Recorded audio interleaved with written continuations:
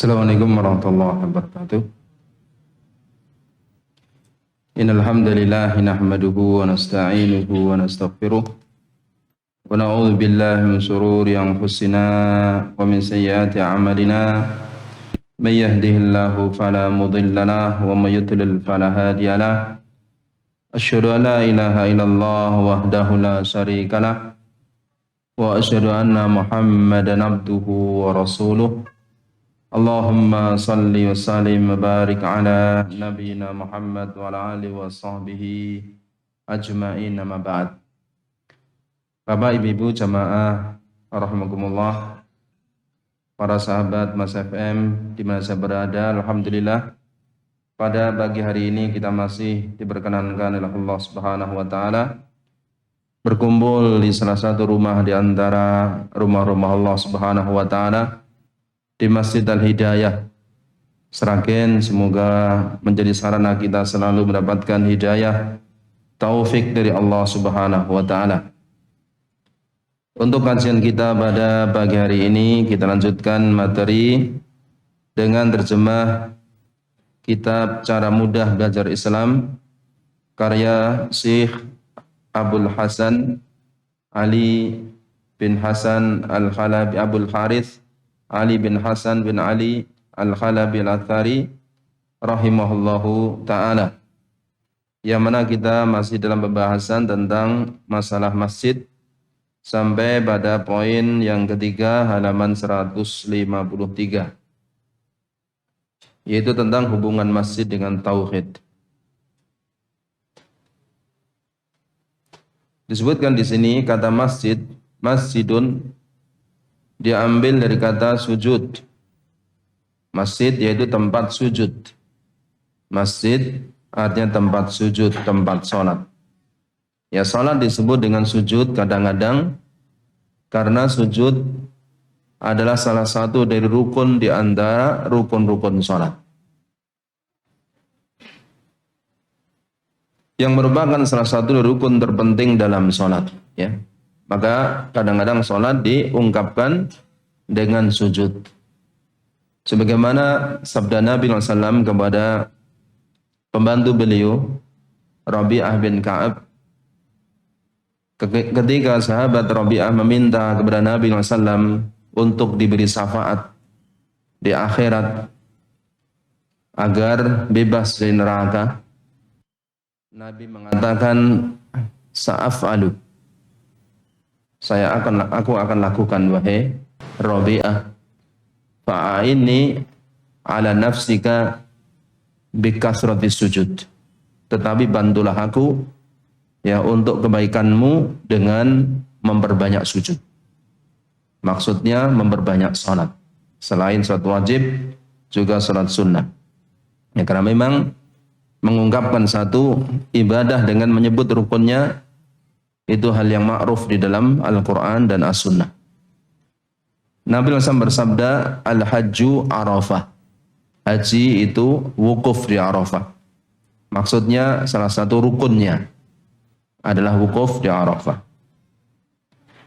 Adapun salat itu sendiri termasuk bagian amal saleh yang dikerjakan di atas dasar keimanan, bahkan ia merupakan tiang agama berdasarkan nas yang sahih, yaitu dalam hadis dari Imam Ahmad, Imam Tirmidzi, Al-Hakim dan lainnya dari sahabat Mu'adz bin Jabal radhiyallahu anhu. Nabi SAW bersabda, Ra'sul amri al-Islam wa amuduhu was-salah wa dhirwatu sanamihi al-jihad. Pokok segala urusan agama ini ya adalah Islam, syahadat. Kemudian tiangnya adalah salat. Kemudian puncak ketinggiannya adalah jihad fisabilillah. Maka salat ini merupakan tiang agama ini. Akan tetapi hadis yang terkenal yang berbunyi as-salatu imaduddin, faman aqamaha faqad aqamadin wa man hadamaha faqad hadamadin. Hadis yang lafaz seperti hadis ini tidak sahih. Walaupun secara makna itu sahih, maka tidak boleh dinisbatkan kepada Nabi sallallahu alaihi wasallam ya, supaya tidak terkena ancaman berdusta atas nama Nabi sallallahu alaihi wasallam. Karena tidak semua yang baik dan benar itu mesti sabda Nabi, tidak. Ya, semua sabda Nabi itu pasti benar. Tetapi tidak semua yang benar itu sabda Nabi. Ya, maka tidak boleh orang menisbatkan kepada Nabi SAW perkataan yang bukan perkataan beliau alaihi salatu wassalam. Karena kedudukan yang agung ini, Al-Quran pun mengisyaratkan adanya hubungan erat antara masjid dengan tauhid. Jadi masjid sebagai tempat sholat. Sholat tiang agama. Sehingga hubungannya sangat erat. Sehingga dalam Al-Quran juga disebutkan ya, hubungan antara masjid dengan tauhid. Demikianlah sebagian dinyatakan dalam firman Allah Subhanahu wa taala dalam surat Al-Jin ayat 18. Allah berfirman, wa annal masajida lillahi fala tad'u ma'allahi ahada. Wa annal masajida lillah, dan sungguh masjid-masjid itu kepunyaan Allah. Fala tad'u, maka janganlah kamu berdoa. Ya, terjemahannya menyembah. Jangan kamu menyembah, jangan kamu berdoa ma'allahi ahadan, seorang pun ya bersama Allah Subhanahu wa taala. Masjid-masjid itu kepunyaan Allah. Masjid bisa bermakna tempat sujud. Juga bisa bermakna alat untuk sujud. Ya, bisa masjid itu bisa berarti ya ismul makan, artinya nama tempat, bisa berarti ismul alah, artinya nama alat. Ya. Syekh Al-Utsaimin rahimahullahu taala dalam Syarah Ushul Tsalatsah menjelaskan tentang ayat ini, ya, beliau mengatakan masjid bisa berarti tempat salat, tempat sujud, bisa berarti alat untuk sujud, yaitu anggota badan yang untuk sujud. Ya. Dan dua-dua maknanya itu benar. Itu semua milik Allah Ta'ala. Jadi masjid milik Allah Ta'ala. Anggota tubuh untuk sujud milik Allah Subhanahu wa taala. Karena itu milik Allah, maka gunakan untuk beribadah kepada Allah Ta'ala. Gunakan untuk mentauhidkan Allah Subhanahu wa taala. Kamu jangan berdoa kepada seorang pun bersama Allah Ta'ala. Ya, tad'u dari kata doa, berdoa. Ya, di sini terjemahannya menyembah. Berdoa, ya. Jangan berdoa kepada seorang pun bersama Allah Subhanahu wa taala. Maka tidak boleh berdoa kepada malaikat, berdoa kepada nabi, berdoa kepada wali, berdoa kepada orang yang telah mati dan yang lainnya. Walaupun juga berdoa kepada Allah. Inilah syirik namanya. Inilah menyekutukan Allah Subhanahu wa taala. Ini menunjukkan begitu eratnya hubungan masjid dengan tauhid. Ya, karena tauhid untuk mengesahkan Allah Subhanahu wa ta'ala, bersujud kepada Allah Subhanahu wa ta'ala. Demi menegakkan ibadah yang tulus kepada Allah dan merealisasikan tauhid yang benar, sungguh seorang hamba membutuhkan sarana berupa tempat berkumpul yang baik dan sesuai dengan tuntunan Rasulullah sallallahu alaihi wasallam. Ya, sebagaimana pembahasan sebelumnya, ya, dan fakta sejarah bagaimana Nabi Muhammad SAW begitu memperhatikan masalah masjid. Begitu beliau hijrah dari Makkah menuju Madinah, pertama kali beliau sampai di pinggiran kota Madinah bernama Kampung Quba. Kampung Quba. Apa yang beliau lakukan di Quba tersebut? Yang mana dalam sejarah beliau di sana hanya 2 pekan, sekitar 14 hari saja. Apa yang beliau lakukan? Beliau bangun masjid. Bangun masjid. Dan itulah masjid pertama kali yang dibangun kaum muslimin di zaman Nabi SAW, Masjid Quba. Yang sampai sekarang tetap namanya Masjid Quba. Ya, disebut dengan nama kampungnya, Masjid Quba. Yang punya keistimewaan, keutamaan, ya. Barang siapa yang berwudu dari rumahnya kemudian pergi Masjid Quba salat 2 rakaat, pahalanya seperti umrah. Pahalanya seperti umrah. Mereka itulah ketika orang berhaji atau orang umrah, di antara salah satu programnya biasanya ziarah ke Masjid Quba, dan itu termasuk sunnah.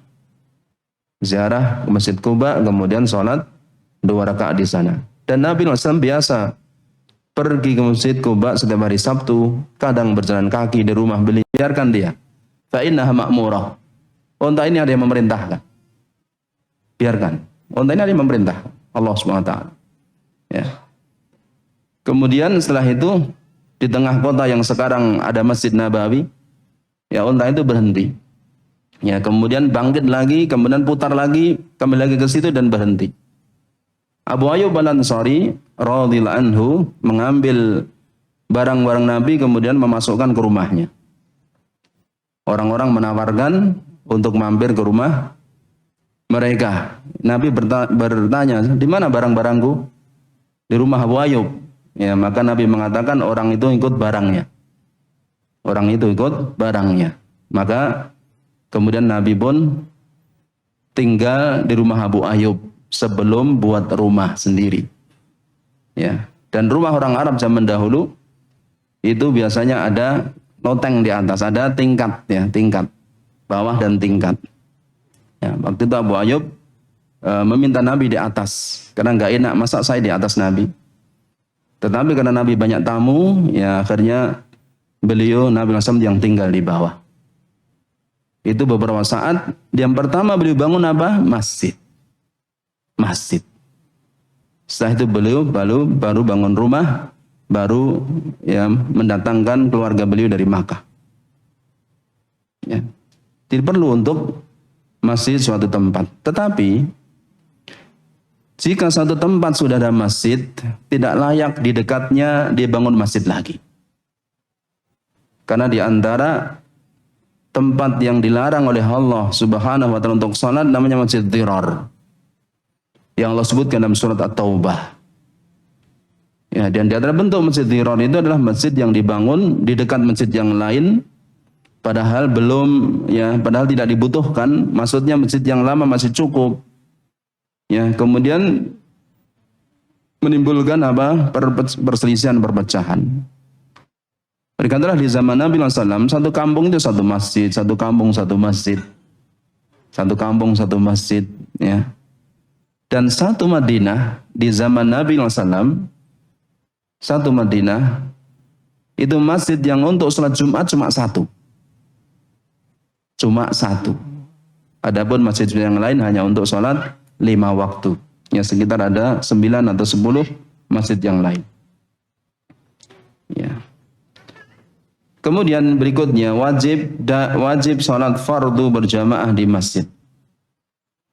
Wajib bagi muslim yang mampu untuk melaksanakan semua sholat fardu di masjid. Ya, ini bagi laki-laki yang telah dewasa. Bagi laki-laki yang telah dewasa. Ya, menurut banyak para ulama. Ya, karena memang sesungguhnya ada khilaf di kalangan para ulama. Apakah sholat jamaah 5 kali sehari semalam itu wajib di masjid, berjamaah di masjid? Ada perbedaan di antara para ulama. Sebenarnya mengatakan wajib. Sebenarnya mengatakan sunnah muakkadah. Yang mengatakan wajib pun berbeda pendapat. Sebagian mengatakan wajib kifayah. Yang lain mengatakan wajib ain. Wallahu ta'ala alam, pendapat yang paling kuat dalam bab ini adalah wajib ain bagi laki-laki yang sudah dewasa dan tidak ada penghalang-penghalang. Ya, seperti tidak sakit, seperti tidak hujan, ya, dan lain-lain dari penghalang-penghalang salat jamaah dan salat Jumat yang dibahas para ulama dalam buku-buku fikih berdasarkan hadis-hadis Nabi sallallahu alaihi wasallam. Adapun perempuan dibolehkan salat jamaah di masjid. Dibolehkan, tidak boleh dilarang. Ya, Nabi SAW bersabda, "La tamna'u ima Allahi an masajidillah wa buyutuhunna khairul lahun." Kamu jangan melarang wanita-wanita hamba-hamba Allah salat di masjid Allah. Jangan dilarang. Tetapi rumah mereka lebih baik bagi mereka. Istri Umar bin Khattab biasa sholat di masjid berjamaah. Sedangkan Umar nggak suka. Ya. Maka istri Umar ditanya, kenapa kamu sholat di masjid sedangkan suamimu nggak suka? Kata istri Umar, kenapa dia nggak melarang saya? Karena Nabi melarang. Nabi melarang untuk melarang wanita ke masjid. Ya. Begitulah para sahabat, perasaan mereka dikalahkan dengan syariat. Di sini beliau mengatakan karena dua alasan berikut ini. Yang pertama, pahala salatnya dilipat gandakan. Sabda Rasulullah SAW, salatul jamaah tafdhulu ala salatil fardhi bi 27 darajah. Ya, salat seseorang salat jamaah derajatnya 27 kali lebih banyak daripada salat sendirian. Sebagian riwayat disebutkan 25 derajat. Sebagian disebutkan 25 derajat. Sebagian disebutkan 27 derajat. Al-Hafidz Ibnu Hajar Asqalani rahimahullahu taala membahas lebih panjang lebar dalam kitab beliau Fathul Bari, Syarah Sahih Bukhari, yang kesimpulan beliau bahwa 25 derajat itu apabila salat sirriyah. Salat yang imamnya tidak baca keras. Adapun salat yang derajatnya 27 derajat itu salat jahriyah. Salat yang bacaannya keras, itu 27 derajat. Itu pendapat Al-Hafidz Ibnu Hajar Al-Asqalani rahimahullahu taala. Ya wallahu taala a'lam. Yang jelas ya, banyak sekali keutamaannya sampai seperti itu. Kalau seseorang ditawari ya bekerja di Indonesia, di Sragen umpamanya, harganya apa? Gajinya sebulan 1 juta. Kemudian ditawari kerja di Korea. Gajinya 27 juta. Pilih mana kira-kira? Pilih mana?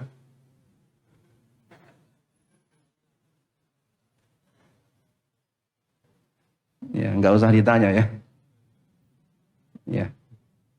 Tentu 27 juta kan? Ya. Itu. Begitu pula sholat jamaah. Sholat sendirian ya. Juga para ulama mengatakan bahkan sholat jamaah di selain masjid dibandingkan di masjid, itu di masjid 25 derajat lebih baik atau 27 derajat. Tapi kenapa banyak orang yang melalaikan? Ya. Dengan sebab pekerjaan, dengan sebab anak, dengan sebab istri, dan lain sebagainya. Bahkan sebagian kaum muslimin nggak peduli, sebagian mereka. Ya, walaupun ada yang sergap ngaji, tapi masalah sholat jamaah, buhrawruh. Ada yang seperti itu. Ya. Kalau seseorang itu punya ilmu, ya, punya iman yang baik, ya, dan punya harapan kepada Allah Ta'ala, tentu berusaha untuk sholat jamaah di masjid. Yang kedua, ia bisa menepis dosa akibat tidak melaksanakan sholat secara berjamaah di masjid. Nabi SAW dalam hadis riwayat Bukhari, Muslim dan yang lainnya mengancam laki-laki yang tidak sholat di masjid diapakan? Dibakar dengan rumah mereka. Ya. Yang tidak ada halangan ya.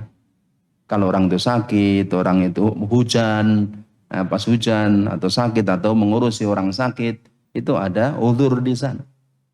Atau sedang makan, itu termasuk uzur. Sedang makan termasuk uzur. Ya. Dan lain-lain disebutkan dalam buku-buku fikih. Ya. Nabi mengancam. Dari sinilah maka banyak ulama mengatakan itu wajib ain hukumnya. Ya. Ulama yang mengatakan itu sunnah muakkadah mengatakan nyatanya Nabi tidak membakar. Nyatanya Nabi tidak membakar. Ya. Kata para ulama berdasarkan hadis yang lain, riwayat yang lain, kenapa Nabi tidak membakar? Karena di rumah itu ada wanita, ada anak kecil yang mereka tidak wajib ke masjid. Itu yang menghalangi beliau sallallahu alaihi wasallam. Ya, karena sesuatu itu terjadi apabila terpenuhi syarat dan tidak ada penghalang. Jika ada penghalang ya nggak dilakukan. Kemudian Nabi SAW pernah didatangi seorang yang buta. Seorang yang buta. Kemudian beliau mohon keringanan kepada Nabi SAW untuk tidak ke masjid. Dengan alasan buta, sudah tua, tidak ada yang menuntun, rumahnya jauh, di Madinah banyak pohon-pohon yang menghalangi, dan banyak binatang buas. Ada 6 poin yang menghalangi ke masjid. Kemudian Nabi pun memberikan rukhsah, keringanan untuk tidak ke masjid. Ketika sahabat itu berpaling, Nabi memanggilnya lagi. Dan Nabi mengatakan, hal tasma'un nida. Kamu dengar adzan? Na'am, fa'ajibhu. Kalau dengar adzan, penuhi. Penuh. Ya, orang buta, tua, ya, nggak ada yang nuntun, rumahnya jauh, banyak pohon-pohon, banyak binatang buas. Nabi mengatakan, kamu dengar adzan, penuhi. Ya, sebagian kita muda, ya, rumahnya dekat, seandainya jauh punya kendaraan, ya, kemudian nggak perlu penuntun karena bisa melihat, ya, kemudian tidak ada binatang buas di Sragen. Ada nggak binatang buas? Ya, nggak banyak pohon-pohon yang menghalangi, ya. Kemudian apalagi tadi 6 poin tadi. Dalam Al-Quran, dalam surat An-Nisa, ada syariat surat khauf. Salat dalam perang Allah perintahkan berjamaah. Ya, berjamaah dalam perang. Ya, dan dibagi 2 barisan, ya, dengan tetap menyandang senjata. Dalam keadaan perang dengan bawa senjata Allah perintahkan jamaah salat khauf. Bagaimana dengan keadaan aman? Kita pergi ke masjid nggak perlu bawa senjata. Ya, inilah diantara dalil-dalil yang begitu kuat, ya, menunjukkan tentang kewajiban itu. Kecuali orang ada halangan, Allah Maha bijaksana.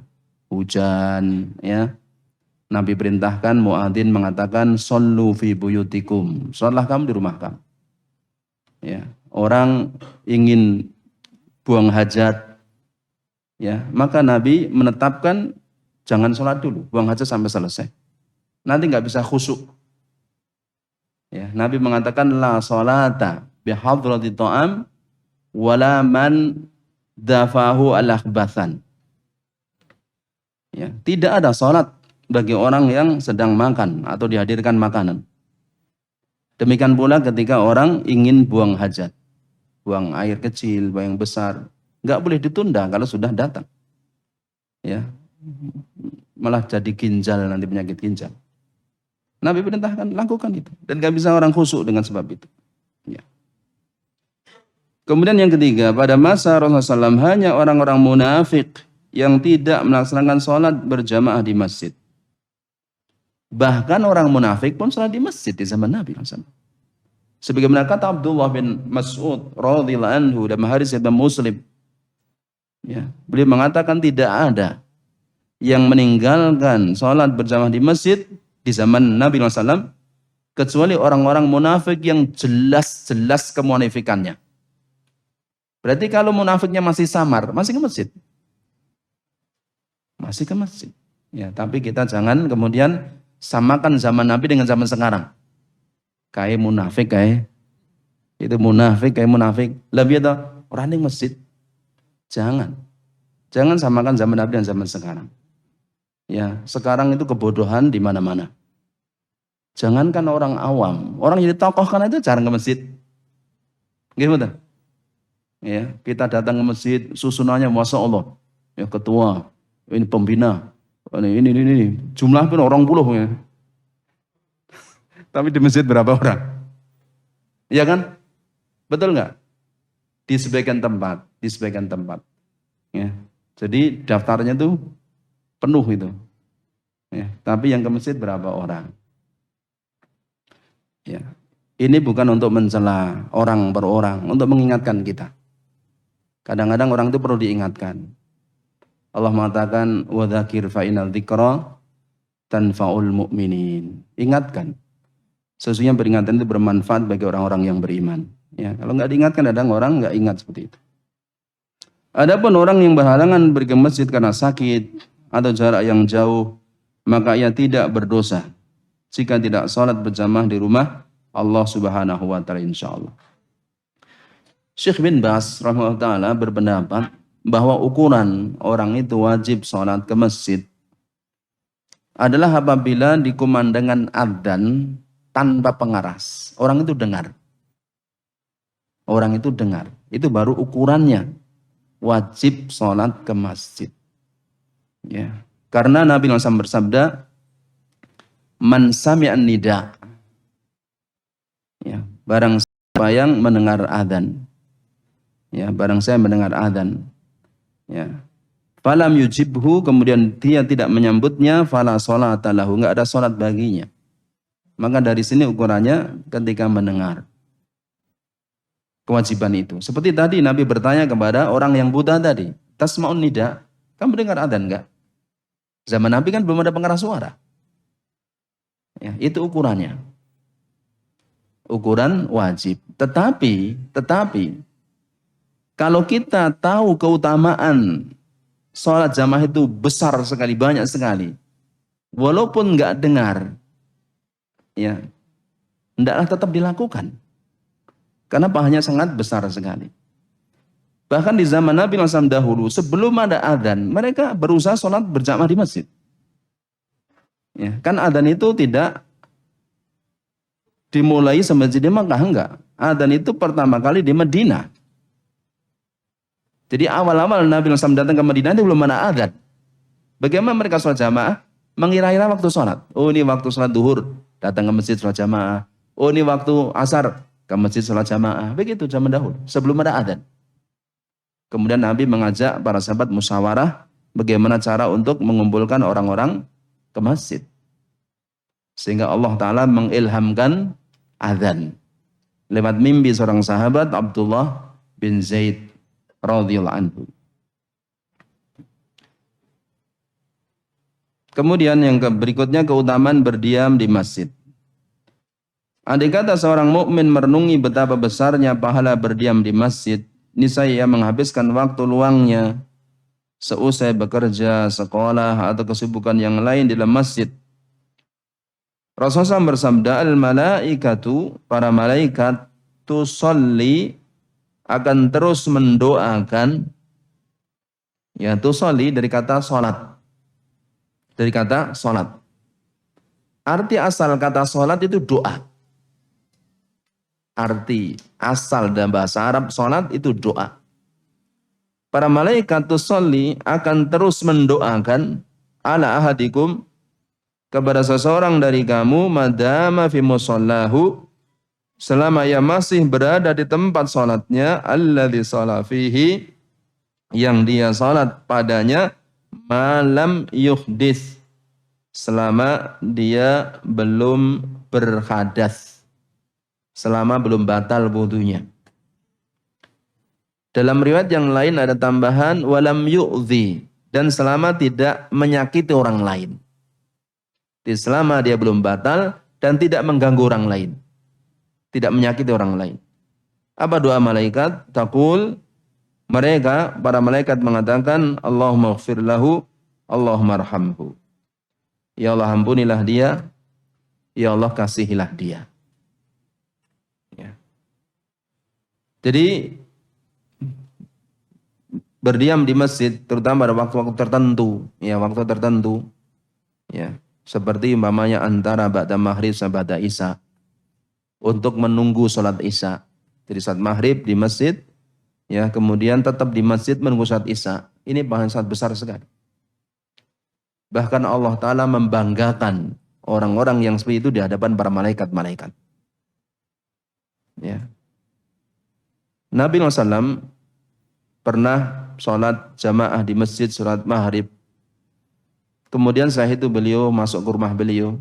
Sebagian jamaah pulang ke rumah, sebagian jamaah tetap di masjid.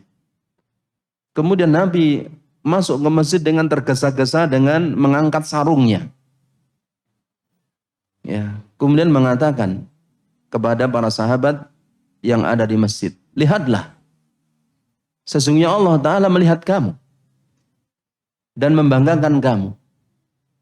Ya, dengan sebab mereka sudah sholat, kemudian tetap di masjid menanti sholat berikutnya. Ya, ini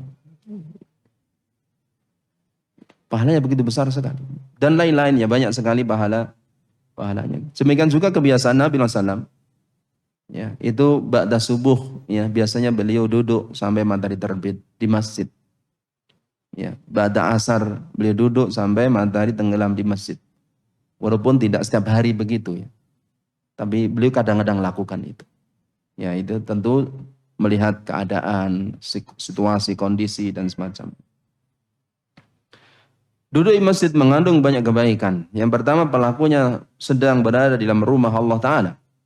Maka ia berada di dalam lindungannya. Yang kedua, pelakunya sedang menunggu waktu sholat setelah sholat. Dan ini termasuk orang yang menunggu kebaikan, itu sudah dihitung kebaikan. Jadi kalau orang itu sholat maghrib, kemudian tetap di masjid menunggu sholat Isya, sudah dihitung pahala sholat Isya. Dan itu meninggikan derajat, menghapus dosa. Dalam hadis Imam Al-Bukhari, Imam Muslim dari sahabat Abu Hurairah radhiyallahu anhu, Nabi SAW mengatakan, ala ukhbirukum bima yarfa'ullahu bihi darajat.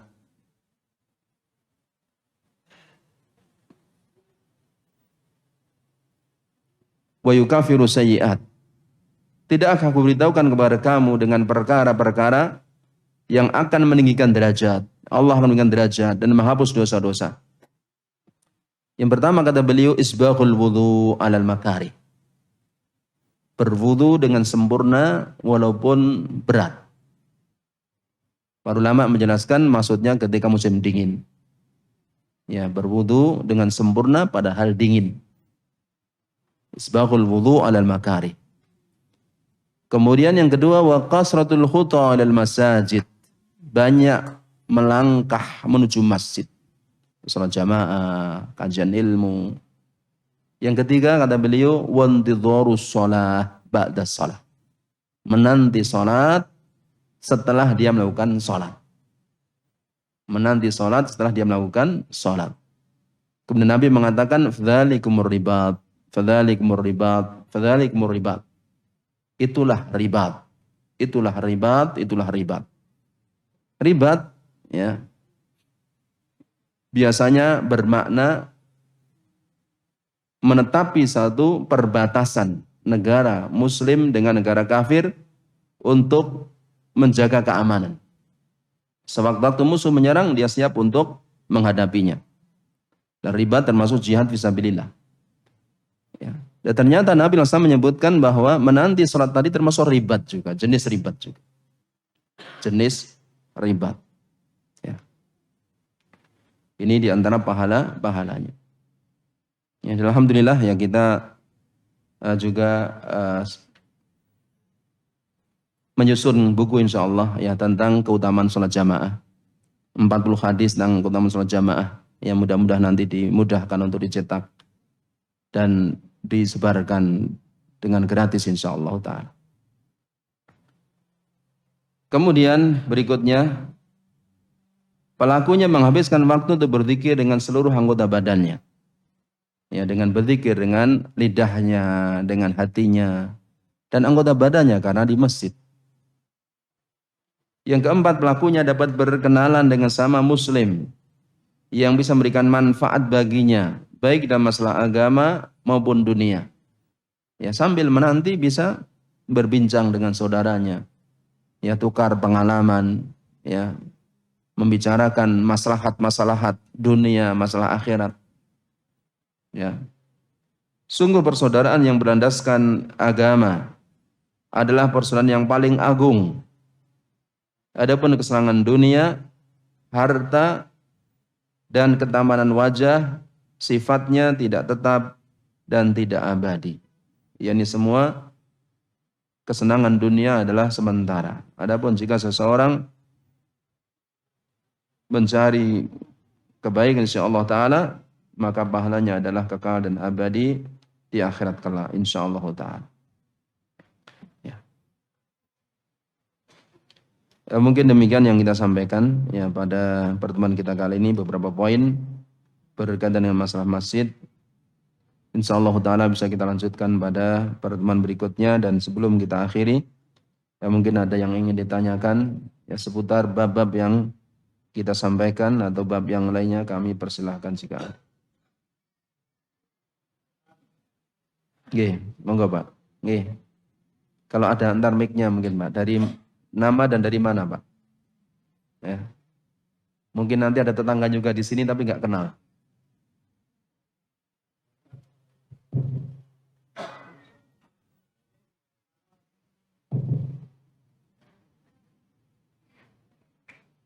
Assalamualaikum warahmatullahi wabarakatuh. Nama saya Pak Ini dari Taman. Saya sambil dulu. Ustaz, terkait tadi saya berpendapat ya, tentang yang dibangun Nabi Sallallahu Alaihi Wasallam, terutama dalam masjid. Yang saya tanyakan Ustaz, mungkin di antara daerah kita itu kan sudah ada masjid besar ya. Tadi Ustaz menyebutkan ketika sudah ada masjid, kita mendirikan masjid lagi kan dilarang di dalam satu kampung. Misalkan ini bukan masjid besar, tapi yang didirikan itu mushola, itu hukumnya bagaimana? Itu yang pertama. Yang kedua terkait Ustaz sampaikan tentang tadi terkait dengan masjid atau dengan banyak masjid akan memberikan umat ya Ustaz ya. Itu tadi dalam surat Al-Taubah ayatnya berapa Ustaz ya? Saya nggak lupa. Yang terakhir terkait dengan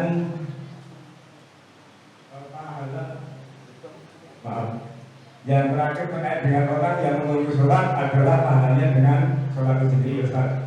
Tadi Ustaz menyampaikan bahwa yang saya tahu yang pahala yang menunggu orang yang menunggu duduk di masjid menunggu sholat berikutnya adalah pahalanya sama dengan sholat di antara sholat maghrib sampai isya. Jadi Ustaz juga sampaikan yang terakhir tadi bila menunggu sholat ke sholat artinya misalkan ada tidak dimudahkan kita tunggu waktu iqamah dan sholat wajib berjamaah, itu apakah pahalanya sama Ustaz? Mungkin dari saya demikian. Assalamualaikum warahmatullahi wabarakatuh. Yang ketiga tadi apa Pak? Kita menunggu duduk di masjid, misalkan sudah azan dimulakan, kita menunggu saat kan ada kita sholat jamaah hasilnya itu Ustaz. Apakah menunggu termasuk pahalanya sama dengan sholat itu sendiri Ustaz? Maksudnya yang dimaksud sholat sendiri sholat hasilnya itu Ustaz. Yeah. Jadi yang pertama tadi tentang ya masalah bagaimana ya membangun musola ya. Perlu diketahui bahwasanya musola itu bahasa Arab ya. Musola artinya tempat sholat. Musola artinya tempat sholat. Tetapi dalam istilah kita di Indonesia secara umum, musola ya itu biasanya maknanya adalah masjid kecil gitu ya, yang digunakan untuk sholat wajib 5 kali sehari semalam, tetapi tidak untuk sholat Jumat. Biasanya begitu. Ini berbeda dengan istilah musola di zaman Nabi. Musola di zaman Nabi tempat sholat itu tanah lapang, nggak ada bangunan. Yang biasa untuk sholat Id. Bahkan Nabi itu kalau sholat Id itu juga menyembelih kambing di situ. Ya, jadi beliau khutbah, setelah khutbah itu turun memilih kambing di situ. Ya. Jadi memang bahasa itu kadang-kadang berkembang. Kadang-kadang berkembang dan kita perlu tahu. Ya. Jadi kalau musola zaman Nabi, kalau kita baca hadis-hadis tentang Nabi pergi ke musola untuk sholat id, itu tanah lapang. Bukan musola dengan bahasa kita. Ya. Adapun musola bahasa kita, ya, itu dalam buku-buku fikih, juga dalam istilah orang Arab, itu ya disebut masjid. Ya, musola dalam istilah kita, surau, musola, langgar, itu dalam bahasa Arab ya masjid. Ya. Cuma kalau masjid itu untuk salat jamaah, itu dalam buku-buku fikih disebut dengan istilah masjid jami. Masjid jami. Yang masjid jami itu kalau dalam bahasa kita mungkin masjid agung, masjid raya, ini masjid jami. Ya, itu. Jadi kalau memang di satu kampung itu sudah ada masjid dan masih longgar tempatnya untuk jamaah, ya jangan buat musola di dekat situ. Karena musola itu ya masjid. Ya. Apa sih hikmahnya? Untuk menjaga kerukunan kaum muslimin. Menjaga kebersamaan kaum muslimin. Ya. Ini termasuk perkara yang sangat besar di antara prinsip-prinsip Ahlus Sunnah wal Jamaah. Ya, itu adalah persatuan di antara kaum muslimin dalam kebenaran. Yang sering zaman sekarang dilupakan orang. Ya, sebagian orang hanya mementingkan persatuan, tetapi tidak ada kebenaran. Sebagian orang sekarang mementingkan yang penting benar, walaupun berpecah belah. Ini menyelisih. Oleh Syekh Abdurrahman bin Nasr Sa'di rahimahullah taala di dalam muqaddimah Syarah Kitab Tauhid Al-Qaulu Sadid, Syarah Kitab Tauhid dalam muqaddimah beliau sebutkan tentang prinsip-prinsip Ahlus Sunnah wal Jamaah. Salah satu yang beliau bahas panjang lebar adalah prinsip tentang persatuan umat. Yang sekarang banyak dilalaikan orang. Bagaimana umat itu bersatu di atas kebenaran, itu hal yang prinsip dalam agama Islam. Ya, banyak sekali dalil tentang hal tersebut yang banyak dilupakan orang. Ya, itu yang pertama. Kemudian yang kedua tadi tentang apa Pak tadi Pak yang kedua tadi? Oh ya, tentang masjid diror tadi Pak ya. Ya. Tentang larangan untuk membuat masjid diror ya. Itu pada ayat yang keberapa? Ya, itu surat At-Taubah pada ayat 107, Pak. Surat At-Taubah ayat 107. Allah mengatakan walladzina takhadhu masjidan dirara. Dan orang-orang munafik itu ada yang mendirikan masjid untuk menimbulkan bencana, wa kufran wa tafriqan bainal mu'minin, untuk kekafiran, untuk memecah belah orang-orang beriman, wa irsadan liman haraballaha wa rasulahu min qabl, dan untuk menanti orang-orang yang memerangi Allah dan Rasulnya. Wala yakhlifunna inna radna ilal husna, dan mereka benar-benar akan bersumpah kami tidak menghendaki kecuali kebaikan. Wallahu yashhadu innahum lakadzibun, sesungguhnya Allah menyaksikan mereka itu orang-orang yang berdusta. Allah mengatakan la taqum fihi abada, kamu jangan sholat di dalam masjid itu selama-lamanya. Ini larangan untuk sholat di masjid dirah. Berkatalah Syekh Al-Albani rahimahullah taala dalam salah satu kitab beliau, ya, itu beliau menjelaskan tentang tempat-tempat yang dilarang untuk sholat. Ada beberapa beliau sebutkan. Salah satunya masjid diror kata beliau. Ya, dan Imam Al-Qurtubi dalam tafsir beliau menjelaskan bahwa ya, di antara masjid diror tadi adalah masjid yang dibangun di dekat masjid lain. Padahal di masjid yang awal itu sudah masih bisa untuk sholat jamaah di situ. Ya. Yang itu akhirnya akan memecah belah kaum muslimin. Ini maka perlu berhati-hati seperti itu. Kemudian yang ketiga tadi, ya, jadi menanti kebaikan apapun, ya, itu termasuk sudah mendapatkan pahalanya. Ya, banyak hadis-hadis yang berkaitan hal tersebut. Di waktu itu Nabi SAW ya, dinanti oleh para sahabat sholat Isya. Sholat Isya. Ya, sudah adzan, sudah iqamat, ada tamu. Padahal udah iqamat. Kemudian Nabi menemui tamu tersebut.